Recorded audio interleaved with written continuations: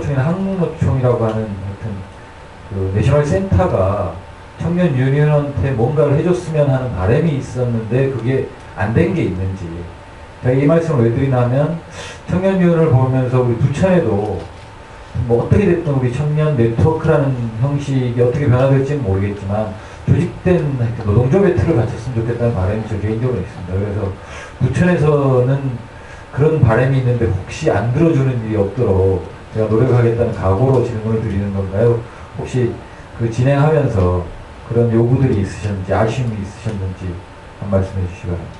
네. 그 이제 사실 저희가 그 이제 어쨌든 노동조합을 이제 표방을 하고 있기 때문에 그 상층 조직에 대한 이런 이야기가 있습니다. 지금 당장 그거를 논의해서 뭐 민주노총 가입할, 한국노총 가입할 이런 문제로 갈 수는 없는 현재 조건입니다. 그래서 아직은 그런 걸 염두에 두고 있지는 않습니다. 뭐 앞으로는 이제 중장기로 봤을 때 그런 고민을 해야 되는 시점이 분명히 있다고 생각하는데, 그래서 뭐 그렇긴 한데 이제 연대는 많이 합니다. 민주노총 같은 경우는 많이 연대를 하고 있고, 근데 이제 그 뭐야 설립 신고할 때도 저희가 이제 그 지지 선언 이런 걸 했어요. 그래가지고 한 사례긴 한데 민주노총하고 아무래도 사실 사업을 많이 하게 됩니다. 그래서 여러 가지로 이제 연대 사업을 하고 민주노총에서 많이 도와주시기도 하고 뭐 이런 건 있긴 한데, 그러다 보니까 이제 제가 이제 이걸 담당했었던 거라서 그 본부 간부분들 서명을 해달라고 선언에 참여해달라 해서 양대 노총에 연락을 드렸죠. 근데 민주노총은 바로 이제 다 이제 명단 다 있지 않습니까? 쭉 뽑아가지고 보내주셨죠. 한국노총에서 대업체에 전화했더니 그 민주노총하고 친하지 않아요. 약간 그렇게 얘기하시는 겁니다. 제가 저는 개인적으로 약간 사적으로 너무 소심하신 거 아니냐. 아니, 해주시긴 했어요. 근데 이제 그런 건데 해주셨습니다. 해주셨어요. 그러고 나서 해주셨어요. 근데 사실 실질적 도움이 많이 필요합니다. 저희가 청년 유니언이 있으면 저희가 제일 애로사항은 외부에서 굉장히 많은 사업 요청이 들어와요. 같이 하자는 사업, 연대 요청이나 이런 사업 해보자, 저런 사업 해보자. 굉장히 다양한 부문에서 다양한 사업들이 제기가 되거든요. 근데 사실상 저희 역량도 지금 많지가 않고, 사실 저희가 지금 조합원이 300명이 채 안 되고 있고, 또 활동하고 있는 사무처 간부가 뭐 6명밖에 안 되는 조건인데 이 사업을 다 감당할 수 없거든요. 그런 경우는 재정적으로도 그렇고, 근데 아쉬울 때가 있어요. 그런 여러 가지 여건 때문에. 또 그런 와중에 저희가 꼭 해보고 싶은 사업 같은 것들이 있거든요. 그런 데서 막힐 때가 있죠. 사실 냉정하게 얘기해서 진짜 재정적인 문제나 어떤 역량의 여건, 현재 여건, 객관적 여건의 문제가 한계 부딪힐 때가 있어요. 그럴 때는 그런 아쉬움이 있죠. 누군가 이런 같이 해서, 예를 들어서 민주노총이나 한국노총이나 같이 해서 도움 다 했으면 좋겠다 이런 생각인데, 또 이제 저희가 좀 먼저 얘기하는 게 그런 틀이 있으면 좋겠는데 중앙에서 한다는 건 사실 또 정치적인 어떤 그런 것들이 사실 많이 있더라고요. 그래서 이제 저는 오히려 이런 것들은 중앙에서는 그런 한계가 있고 어려움이 있는데, 저희가 지역도 지금 10개 정도 지역에 조합원들이 있습니다. 그래서 거기서 한 서너 개, 너댓 개 정도 지역에서는 상당히 열심히 활발하게 모임도 하고 지역 지부를 만들려고 하고 있는데, 저희가 지역을 만날 땐 그런 얘기 합니다. 지역은 독자적으로 가는 게 아니라 지역은 지역에 있는 노동조합이나 양대노총이나 지역에 있는 시민사회단체들하고 되게 열심히 같이 해야 된다. 객관적으로. 그래야지 지역에서 시너지를 만들 수 있다. 중앙에 일정하게 독립성이 지역 간다 하더라도. 그런 얘기를 하거든요. 그래서 오히려 말씀하신 대로 오늘 기회가 된다면 여기서 이제 그런 사업을 하는 청년 단위들과 전 정부에서 그런 사례를 보여주시는 것도 되게 중요한 사례라고 생각하거든요. 그래야지 저희가 사실 말로 하는 건 잘 감이 안 와요. 다른 지역들에서. 근데 사례를 보여주면, 그런 사업들을 어떻게 하고 이런 사례를 보여주면 다른 지역들에서 상당히 그게 전례가 되고 상당히 그게 배울 수 있는 게 있거든요. 그래서 만약 그렇게 되신다면 뭐 충분히 저는 지역은 중앙하고 다르게 할 수 있는 게 아니냐 이런 생각입니다. 당부를 드리고 싶죠. 지역에서 열심히 하고 중앙도 할 수 있도록 열심히 노력할 테니까 얘기하시고요. 네, 아까부터 손 드셨는데, 네, 저희 옴부즈만의 우종홍님이신데요.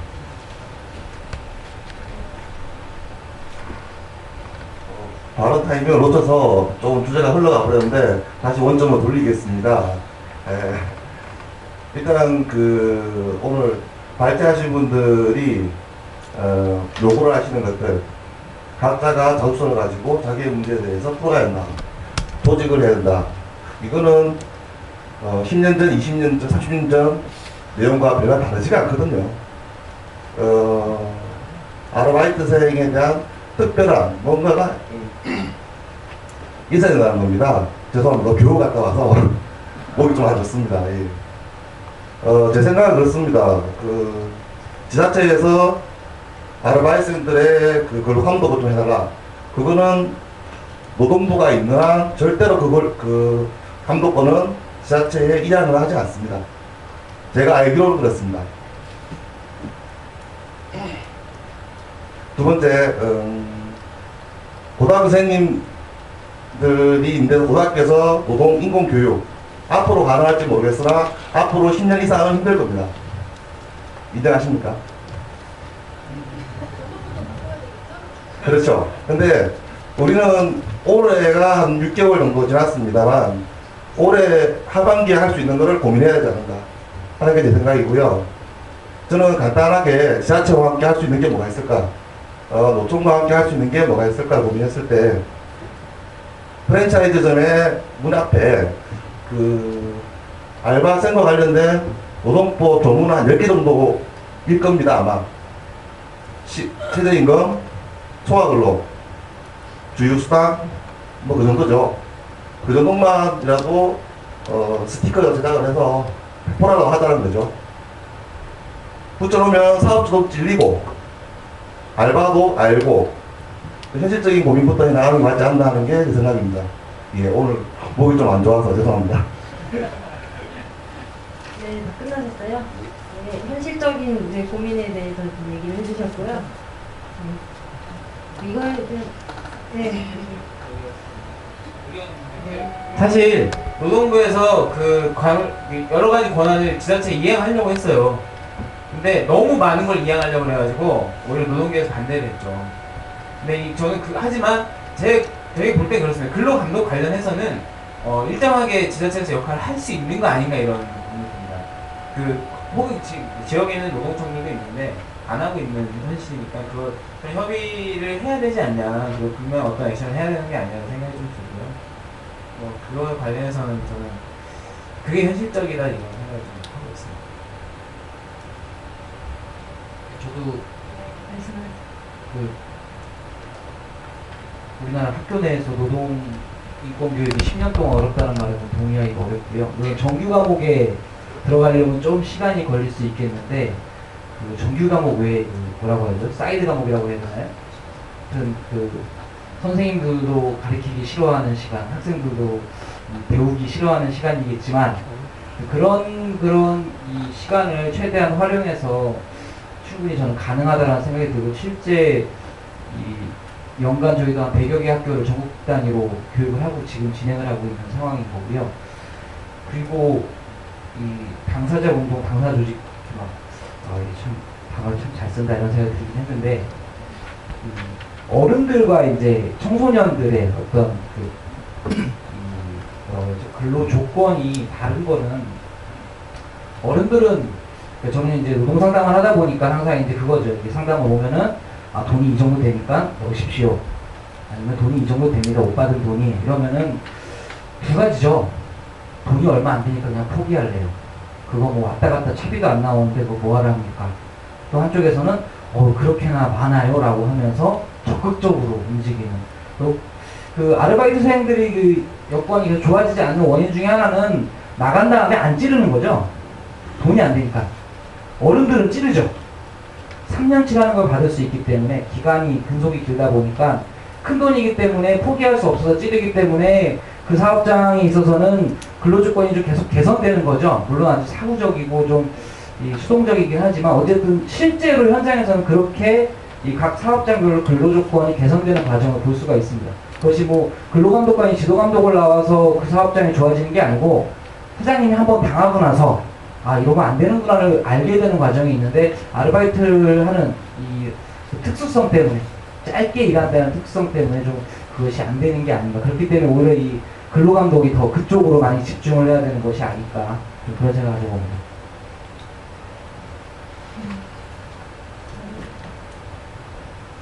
근로감독이 실질적으로 진행되지 않으면 절대로 사업주들은 아까 뭐 스티커 얘기도 하셨는데 좋은 얘기긴 한데요. 양심이 찔려서 노동법을 지킨다, 최저임금을 지킨다 그런 사업좀 별로 많지 않을 것 같습니다. 제 생각에는. 왜냐하면 눈앞에 보이는 이득이 청소년의 임금을 진짜 얼마 안 되는 몇십만 원이라도 착취를 해야지만 자기 생활비를 벌 수 있는 상황이기 때문에 그렇게 하는 거거든요. 이윤율이 최저로 떨어져 있는 영세한 서비스업에서 주로 이렇게 청소년 노동이 있고 착취가 일어납니다. 구조를 바꾸지 않은 이상 그렇게 홍보하는 것으로는 힘들고요. 구조를 바꾸지 않고 그대로 놔둔다면 계속 당하게 될 테니까 근로감독이 확실하게 들어가야 되는 게 더 맞습니다. 법이 있으면 법이 살아있다는 걸 증명을 해야죠. 그런 측면에서 저는 여러 가지 시도들이 있긴 있었어요. 예전에도 이 간판 같은 거, 작은 간판 같은 거 하나 만들어서 여기는 최저임금도 잘 지키고 청소년 아르바이트를 법에 맞게 고용하는 사업장입니다를 표시하는 걸 어떠냐 뭐 이런 얘기도 나왔는데 실제로 제대로 진행됐거나 아니면 그걸로 인해서 효과를 봤다고 하는 사람은 저는 보지 못한 것 같습니다.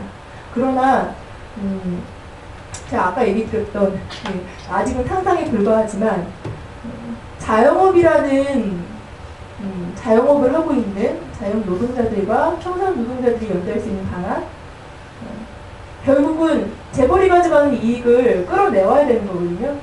그 부분에서 접근할 수 있는 방법은 없을까라는 부분을 좀 고민할 때는 아닌가 저는 그렇게 얘기하고 싶고요. 스티커 붙이러 갔을 때 당하는 사례도 굉장히 많았기 때문에 저희 그런 말씀 좀 드렸습니다. 네, 마이크를. 뭔가 더 오해를 하신 것 같습니다. 오늘 저희가 오늘 받은 교육이 갈등 관리였는데 듣고 싶은 말만 들으시면요. 역시나 여러분한테 어떤 발전하신 분들한테 무슨 문제를 해결하거나 나쁘다거나 잘못하거나 그런 이야기는 아닙니다. 감독 열심히 해서 없애야죠. 근데 안 되고 있으니까 문제인 거고 조직해야 되는데 안 되니까 문제인 거고 한계가 있습니다. 계속 발제하시면서 많이 나오던 단어가 한계예요. 그런 한계를 인정한다면은 한계와 현실사회에서 중간 지점들에 대한 고민들이 우리가 뭘 좀 해줘야 된다는 거죠. 대안으로서. 그 한계를 넘기 위한 방안으로서. 그런 의미였습니다. 네, 이상입니다. 네, 지금 시간이 9시가 좀 넘었는데요. 마지막으로 정말 여기서 말을 꼭 해야겠다. 난 진짜 좋은 의견이 있다. 이런 분들이 네, 없으신가요? 아, 네. 여기도. 네, 말씀해 주세요.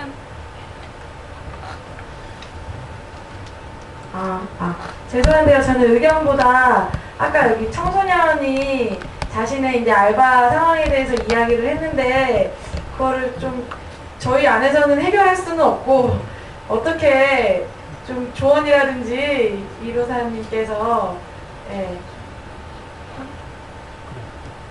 그런 조언이라든지 아니면은 좀 거기에서 이렇게 해줄 수 있는 말을 해주시면 좋을 것 같아가지고요. 부탁드리겠습니다.